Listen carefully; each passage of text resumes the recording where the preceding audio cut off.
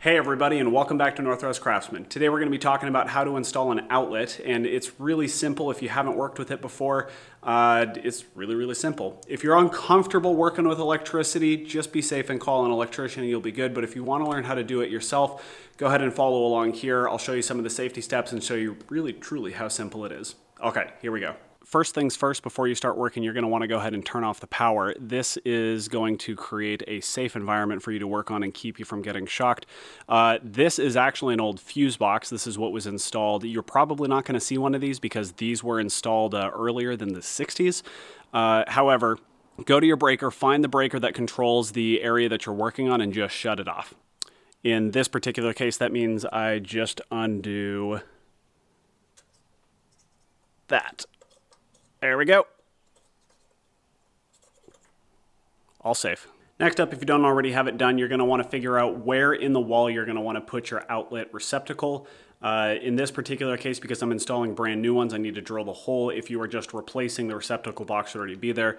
But I went ahead and measured up to where I want this guy to go in. So here's my mark, and then we're going to go ahead and mark it out. So what you want to do is go ahead and line your receptacle box. Normally it's going to face like this, but line your receptacle up on the wall, your receptacle box up on the wall like this. Go ahead and put some markings on either side like I've already done here. And then this gives you the cut lines for the jigsaw.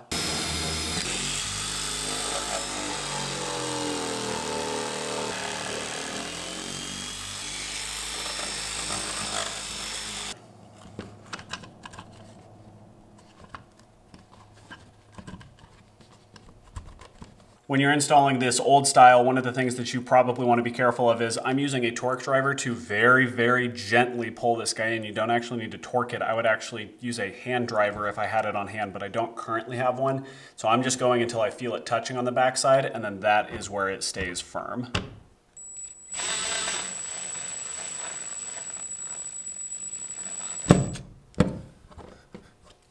There you go. And that has you fully locked in place. Alrighty, so once you get your wires through the wall, what you're going to do is make sure that each one of them has a stripped area with a loop on the end so that it can interface with the fasteners on the outlet or the receptacle itself. And in this case, I just need to get a little bit of the ground. The last outlet that they had was a 2-prong only, but they did have a ground. It was just unconnected back in the box. As long as you can get the insulation off the wire without damaging the bare copper wire, you should be good to go. Okay, and then you're going to want to check the directions for each one of the outlets just in case anything changes. But for my particular receptacle, let me get that in focus for you guys. For this particular receptacle, the brass side is the hot side, silver side is the neutral side, and then this guy's the ground, green is the ground. So just like you would expect, or maybe you wouldn't expect, the black one in here is going to be your hot, white one's going to be your neutral, and then your green one's going to be your ground. Go ahead and hook them up as such.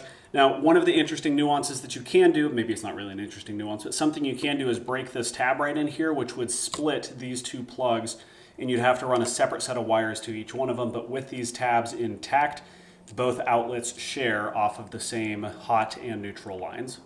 So I'm going to go ahead and get those guys hooked up for you.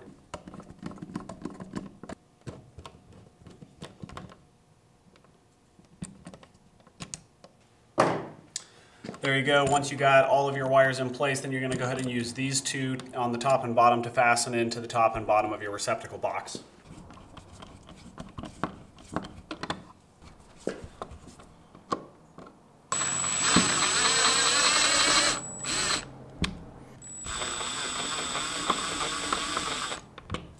And then last but not least, go ahead and attach your cover.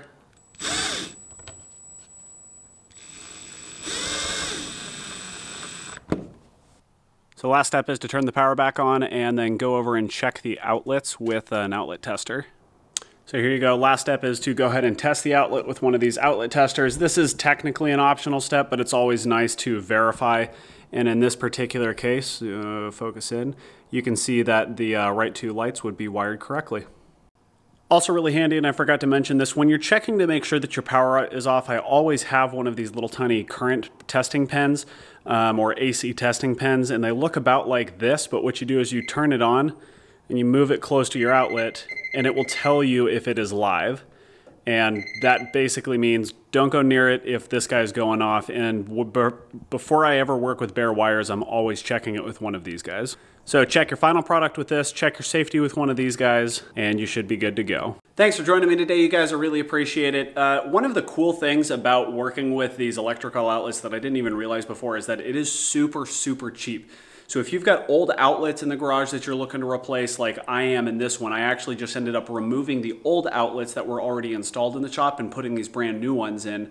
It cost me like $3 for the entire thing. The things you're going to want to make sure that you check to make sure that it's current rated for what your breaker is rated for, so that your outlet doesn't fail before your breaker does. But other than that, you should be good to go. All right, thank you guys very much. If you have any questions, leave them in the comment section down below. If you like this video and like the other videos that we're putting out on this channel, go ahead and give us a thumbs up and subscribe to the channel, and we'll see you here again. All right, have a good one. Bye.